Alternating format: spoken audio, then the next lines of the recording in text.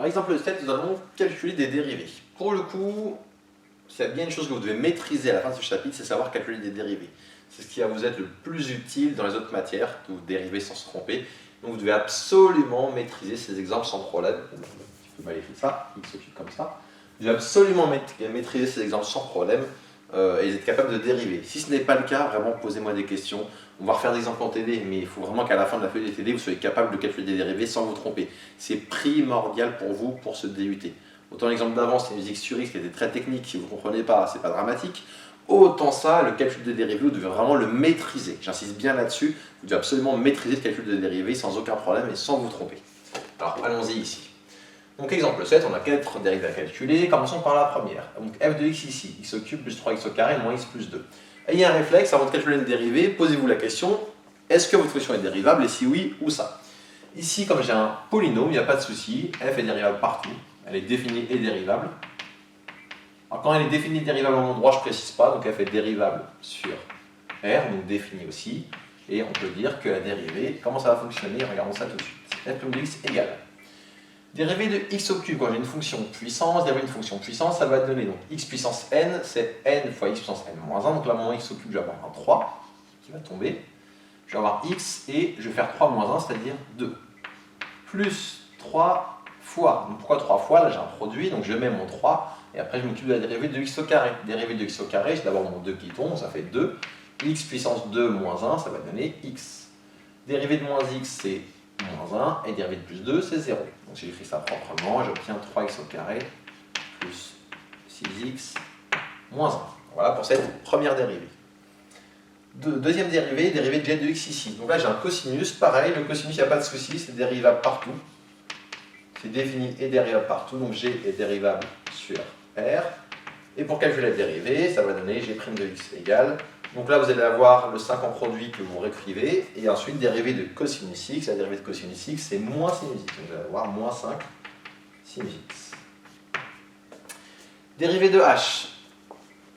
H, si j'observe bien, bon, en fait, h, c'est f fois g. Je vais écrire ici. H, c'est f de x fois g de x. Donc h est dérivable sur R.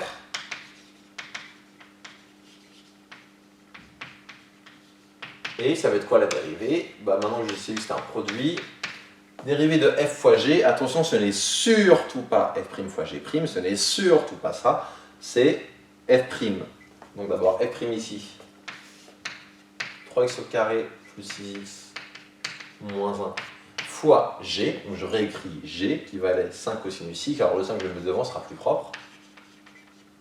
Et après, plus f fois g', f ça va donner, je réécris f, c'était x au cube plus 3x au carré moins x plus 2 fois g', dérivée de g' c'est moins 5 sinus x, du coup le plus qui est là devient moins, je mets le 5 devant et ça fait hop, sinus x.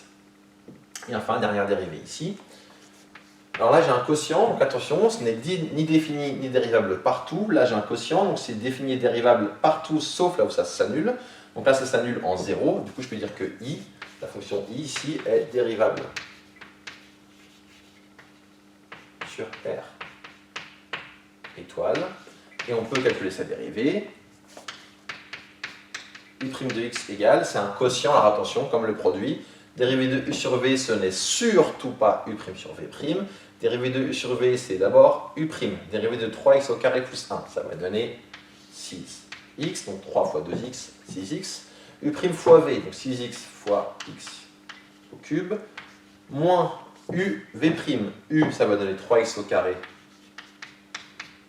plus 1, facteur de v', dérivée de x au cube, c'est 3x au carré.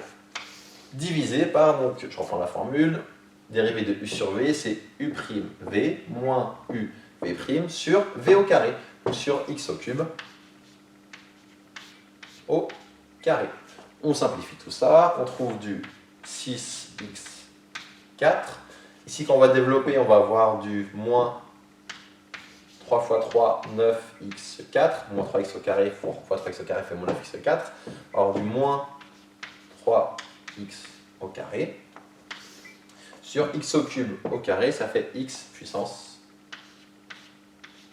6. On continue. Ça va nous donner du 6x4 moins fx4, on a du moins 3x4 moins 3x au carré sur x puissance 6. Et on peut encore continuer un peu en simplifiant. Qu'est-ce qu'on peut observer? On peut observer qu'ici, on peut tout diviser par x au carré. Donc, enfin, factoriser et simplifier par x au carré, il va nous rester du moins 3x au carré moins 3 sur x puissance 4. Donc voilà ici pour la dérivée de la fonction i.